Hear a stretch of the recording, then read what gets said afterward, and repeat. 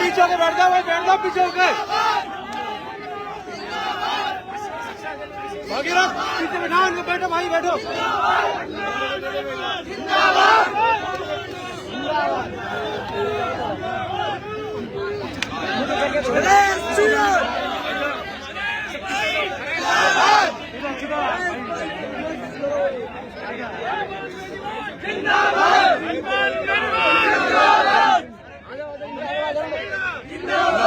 चलो जब जब छात्र बोला है सिंहासन डोला है, जब हनुमान बोला है सिंहासन डोला है। हमारी मांगे पूरी करो, पूरी करो, पूरी करो। विशेष शिक्षक भर्ती करो, भर्ती करो, भर्ती करो।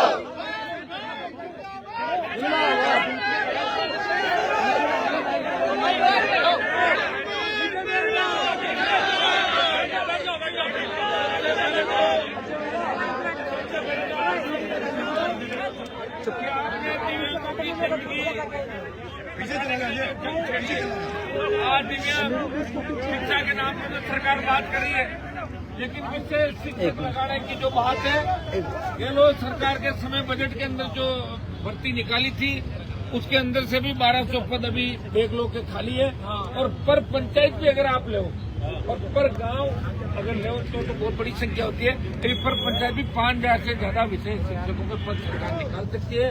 मैं आपको धन्यवाद दूंगा कि आप अपनी मांग के लिए डटे रहे, आपने आंदोलन की शुरुआत की।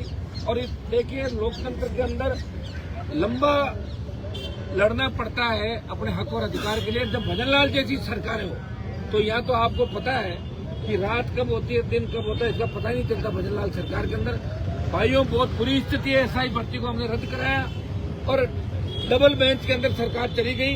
और सरकार ने उस वक्त कहा था, सरकार एक मंत्री जो किरोड़ीलाल जी उलझ गए थे मेरे से, और वो कह रहे थे कि आपने नहीं कराई, हमने कराई, ये किया वो किया। और भजनलाल का स्टेटमेंट कि डीबी के अंदर सरकार नहीं जाएगी। फिर भी सरकार ने डबल बेंच में ये कहा कि भर्ती को यथावत रखो। यहाँ सरकार की करनी और करने के अंदर अंतर नहीं है, क्योंकि लोकतंत्र की हत्या इस देश के अंदर हो गई। और राजस्थान में भी कांग्रेस बीजेपी मिलकर सारा काम करे। अंतर चुनाव का परिणाम भी आपने देखा होगा, जब कांग्रेस भारतीय जनता पार्टी मिलकर एक संघर्ष करने वाले व्यक्ति को हरा रहे थे, ये आपने देखा। इसी तरह हम लड़ रहे सड़कों में लगातार 25 साल हो गए। और ये 25 साल के संघर्ष का ही परिणाम है कि 4 बजे तक की परमिशन थी और 6 बजे आप बैठे। अब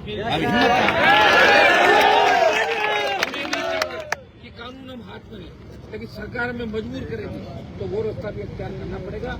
लोकतंत्र के अंदर कानून रखवाली के लिए बना, कानून अगर हमारे लोगों को डराएगा तो उस समय एक नई क्रांति की आवश्यकता होगी। नई क्रांति राजस्थान की प्रत्यक्ष होगी। भाइयों, विश्वास दिलाता हूँ कि आज जो विशेष शिक्षक भर्ती का आपने मामला उठाया, मैं आपको धन्यवाद दूंगा। इसमें आगे बैठ के आप रणनीति तय करें, क्या हमें करना है, बात रखपेरोकारी करें। हमारे लोग वोट के समय तो जाति भी याद करते हैं, सारी बातें याद करते हैं, हाथ जोड़ के आ जाते हैं। और जैसे ही वोट मिलता है और मंत्री बनते हैं या नेता बनते हैं, उसके बाद अपनी जाति, अपने गांव, अपनी ढाणी को भूल जाते हैं। ये बहुत बड़ा दुर्भाग्य राजस्थान उस देश का।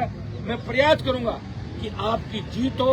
आप जिस मुद्दे को लेकर बैठे हैं, हमेशा राष्ट्रीय लोकतांत्रिक पार्टी हनुमान बेनीवाल और उनकी पूरी टीम आपके संघर्ष के समय में आपके साथ खड़ी है। आज हम बैठ के इसकी अगली प्लानिंग करते हैं कि किस तरीके से आपको आपका हक और अधिकार मिले। हमें और सड़कों पर आपके साथ लड़ना होगा। तो तमाम राजस्थान के बेरोजगार, तमाम सुविधा कर्मी, जो मुद्दे हैं, इनको एक साथ लेके हम राजधानी में पड़ाव डालेंगे, राजधानी की ओर कूच करेंगे और भजनलाल सरकार को झुकाएंगे और आप सब छोटे भाइयों की जीत कराएंगे। बहुत बहुत संगत की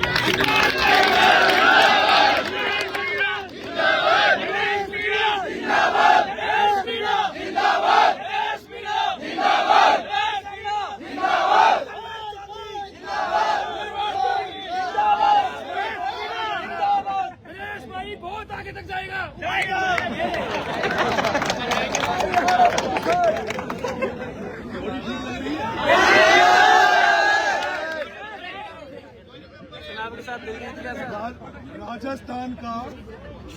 राजस्थान का सबसे बड़ा विश्वविद्यालय राजस्थान विश्वविद्यालय, और उस राजस्थान विश्वविद्यालय में भी एक बार थर्ड मोर्चा बना और उसकी रूपरेखा भी नरेश मीणा ने बनाई थी। आज 20 महीने में 3 चुनाव लड़कर और तीसरा चुनाव हार कर इसलिए आया हूं क्योंकि कांग्रेस और बीजेपी ने मिलकर इसलिए नरेश मीणा को हरा दिया कि अगर नरेश मीणा विधानसभा में चला गया तो नरेश मीणा हनुमान जी की कमी विधानसभा में पूरी कर देगा। और आज शायद अगर नरेश मीणा विधायक होता तो आप लोगों को सड़कों पर नहीं डोलना पड़ता, आपके लिए नरेश मीणा कुर्सियां फेंकता हुआ नजर आता विधानसभा में। लेकिन दुर्भाग्य राजस्थान का है कि एक बार कांग्रेस एक बार बीजेपी, आपके पहले सीएचसी के बच्चे महीनों तक धरना देके गए, एसआई के मामले में धरना लंबा चला और केवल हम लोग धरना देते हैं, लेकिन एक दो नेताओं के अलावा कोई आपकी आवाज को उठाने वाला व्यक्ति नहीं है। केवल हनुमान जी जब भी यहाँ पर लगता था, क्योंकि डॉक्टर साहब तो जब से बीजेपी में गए, जब से मंत्री बने हैं, डॉक्टर साहब बोल नहीं पा रहे। अभी भी भाई साहब से हमारी बात चल रही थी, हमने कहा कि भाई डॉक्टर साहब को अभी भी छोड़ देना चाहिए, समय है। और राजस्थान की जनता के लिए, राजस्थान के किसानों के लिए इन दोनों पार्टियों को हटाकर हमें एक नया फ्रंट बनाकर जनता के लिए लड़ना चाहिए। मेरे साथियों, भाई साहब ने आपको मार्गदर्शित किया, मैं आपको ये भरोसा दे रहा हूँ, तीसरा चुनाव हारने के बाद आदमी टूट जाता है, लेकिन नरेश मीणा तो चुनाव हारने के बाद ही जनता के बीच में आ गया और आपके लिए लड़ाई लड़ेंगे। मैं भाई साहब से अभी व्यू रचना हम लोग तैयार कर रहे थे कि राजस्थान में किस तरह से नई क्रांति पैदा हो, ताकि ऐसे नेता राजस्थान की राजनीति में निकल के आए, क्योंकि 200 बैठे हैं वहाँ पे विधानसभा में। कितने? 200 बैठे हैं, लेकिन मुझे तो लगता